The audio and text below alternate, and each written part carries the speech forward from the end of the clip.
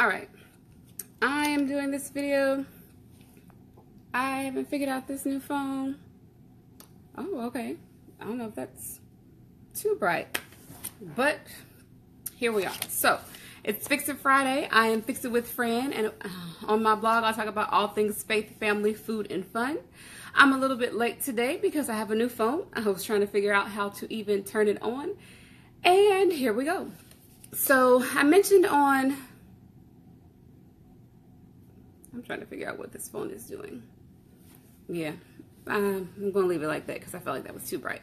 So I mentioned on, what was it, Instagram, that I was going to be sharing some things, sharing some updates, and also doing a little bit of a lot. So we'll try to keep it short and sweet and concise. And with that, I'll get started.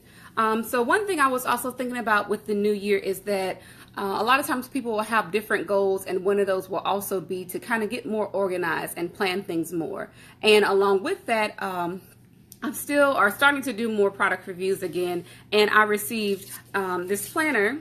This is just the cover for it, to review the Cossac planner or Cossac planner, and it's one of those planners that I looked at and I thought this is really neat. And when people, I was even thinking too more about how sometimes you'll hear people say, oh, the new year starts and all of a sudden people want to lose weight, people want to get organized, and people have all these things that they do. And I kind of mentioned on my last video that I kind of don't look at the new year as a time where it's like, oh, I'm just going to do one set thing. I set new goals. And I think too, it's a positive thing, because a lot of times this is the one time in some people's life where they really sit down and plan and think more strategically. And that is something that I thought about with this particular type of planner, because you'll see some planners that just have month by month calendars and weeks, and they're kind of more limited. And I talk about planners too because I have done a lot of different types of reviews. So one other planner that I've done is like the simplified planner that's really popular. Last year I think I got 2 of those to review, and I have some of those reviews up on Amazon that I shared, just looking at the layout of it, the color scheme. A lot of people I think like that because it's really bright, really colorful, allows you to do things. So like my August calendar is filled out a little bit of different things that I knew that I wanted to do and needed to do and things like that. And in the beginning it has little stickers and stuff, which a lot of people like. This one I thought too was good for like students doing different things. It came in a really nice box, so if you had like somebody that was in college about to go away that you wanted to give a gift, the simplified planner was a nice one to have. I had some other planners that I got. This one is one I purchased myself just from Michael's. This was more of like a well-being fitness type calendar, and it allows you to plan things out month by month. It was also one that I really liked because let's say you started it off and you just wanted to fill out the month. You just wanted to sit down. It gave you blank calendars. So you could literally fill in all the dates, just put a ribbon for whatever month it was. I like those calendars better because you can sit down and do whatever it is that you want to do. So with this Cossac planner, I love these planners in particular because similar to the other ones I mentioned, they're completely blank when you open it. So you can pick this planner up at any point in time in the year and just start planning. You can sit down and say, okay, I want to plan out the month of January. I want to plan out like March and April. I know February I'm going to be doing a lot of traveling. It's not really going to matter. My life is already going to be scheduled. Household wise, I'm not going to need to do that much. And you can jump around. What I also love about this type of calendar is that it includes a whole section that has area for you to just mind map. And if you're not familiar with mind mapping, if you're a person that really likes to plan, or if you're a person that's a blogger, or just life in general, it lets you just kind of free space and draw, if you want to draw shapes, if you want to kind of just list out things that are going to be going on, especially if you have different areas of life. Let's say you have like, if you're working a main job, if you're working a side job, building your own blog, for instance, if you have health goals that you want to do, you can write lists of all those different things on a mind map or a cluster and then kind of group them together and then decide, okay, what's important? How do I want to organize these things? What are priorities in each part of the year? You can do a mind map for each month. You can do a mind map for the whole year. And then you can kind of draw out what your plan is before you go to put a list on a calendar or even a list on a week. And having all of that in one place in the calendar, I thought was really cool. Along with that, so there's in the very beginning, the monthly, and I know you can't see this, but I am going to put pictures up on my Fix It With Fran Facebook page, and I'm even going to do a blog post for this because I really like it. So you can do the month by month, and then when you look at it again, you have weekly goals that you can set, and along with the mind maps, then you get to a regular type of calendar where you're going to have your weekly activity. And I added in here these little tabs. I'll try to put it closer and bring this into focus. Where, is it coming into focus? It's a new camera, so I'm getting used to this as well. But if you were able to see this, you would see that that's like a small tab that I added that's like month of, January.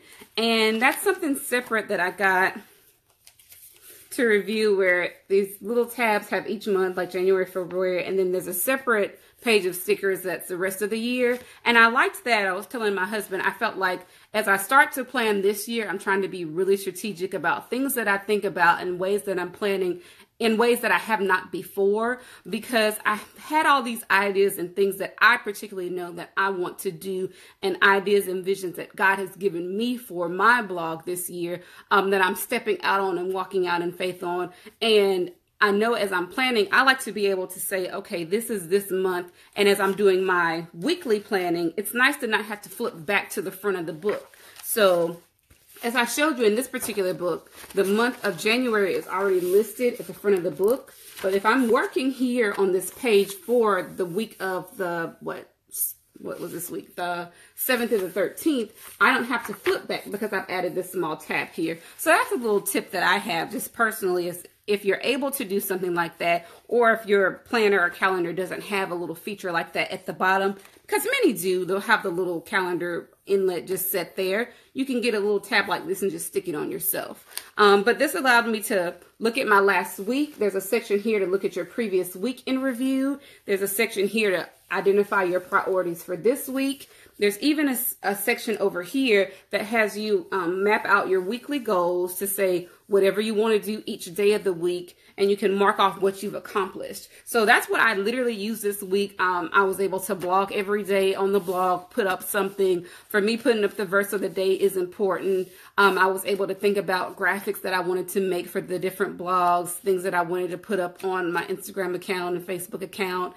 And different activities that I'm planning for next week. So even though there may be some things that I didn't put up or things that I didn't post, I can look at that. And then again, when I go to next week, since there's a section, every page for the weekly entries repeats, I'll be able to look at my last week in review and recap this page when I go to next week. So I'll know, okay, I didn't do this, but I can pull it forward to the next week.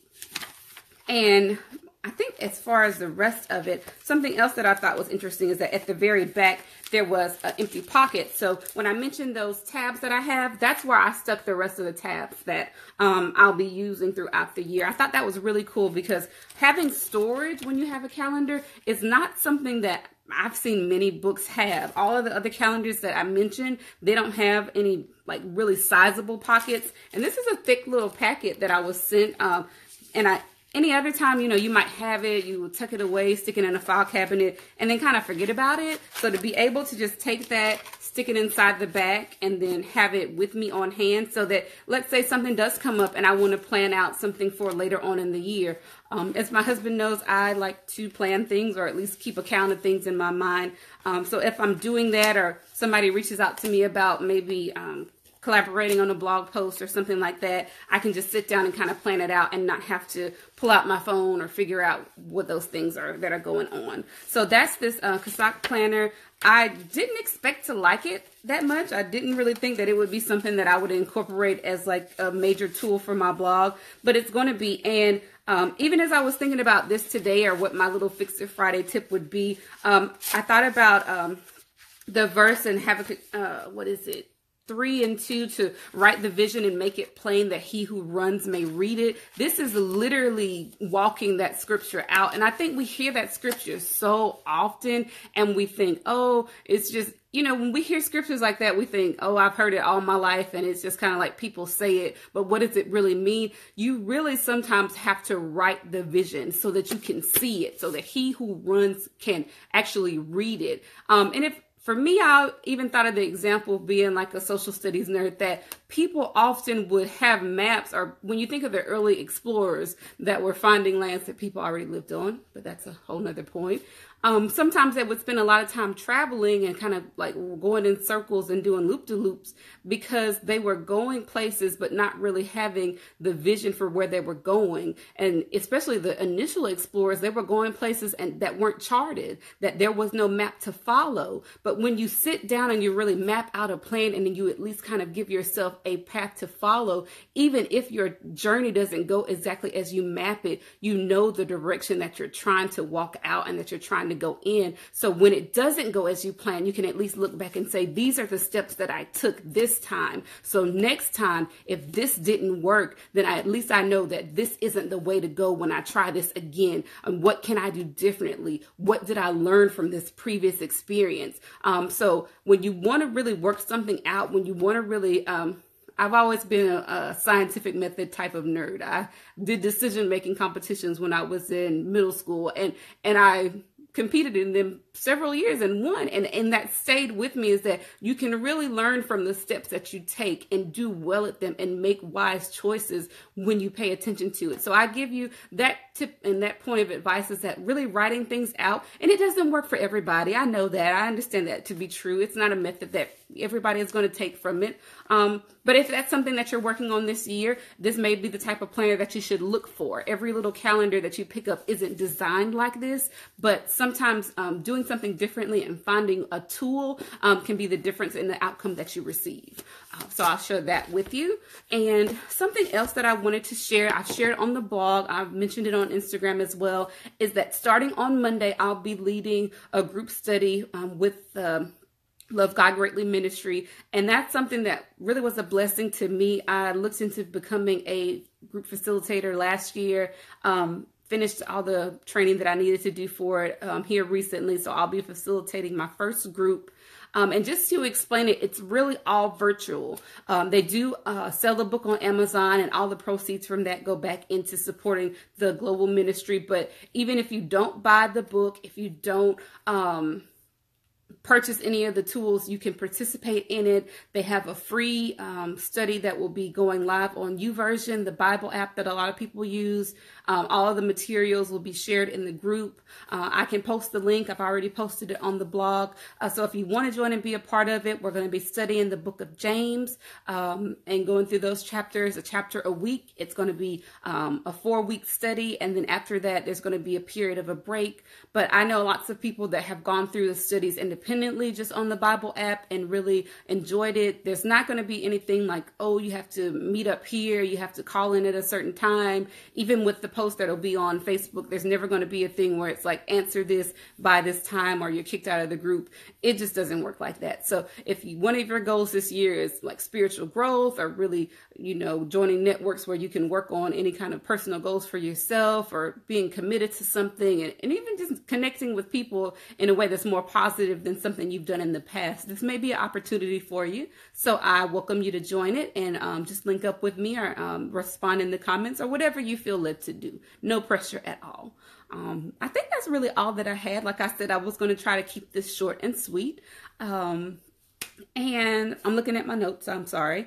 As far as anything else, if you have other tips that you want to hear about, if you have topics that you'd like me to cover on Fix It Friday, please let me know. Send me a message or let me know in the comments. And I will be trying to do some giveaways this year, because I have lots of books and lots of things, and one of my things for this year is that I want them out of my house. I have reviewed a lot of books and they've been great, and I have been blessed by them, but now I am blessed to be a blessing. And so if there are certain things or topics or books that you've heard me talk about that you wonder if I'm ready to pass them on to someone else, also send me a message and let me know, because I may be ready to do so, and that may be something that you're next in line to receive. But like I always say, Fix It with Fran, where I talk about all things faith, family, food, and fun. I truly do believe that God has given us all some unique gift or talent that can fix something in the world. And while we can't fix necessarily everything, I believe that there's something in each and every one of us that can fix something, and it's up to us to trust God and look to Him to find that thing and fix it. So until next time, I pray that you look to Him and find something and go fix it. I look forward to talking to y'all again. Enjoy the rest of your day. I will be on Instagram tomorrow with the Saturday Solution. So until then, take care and bye-bye.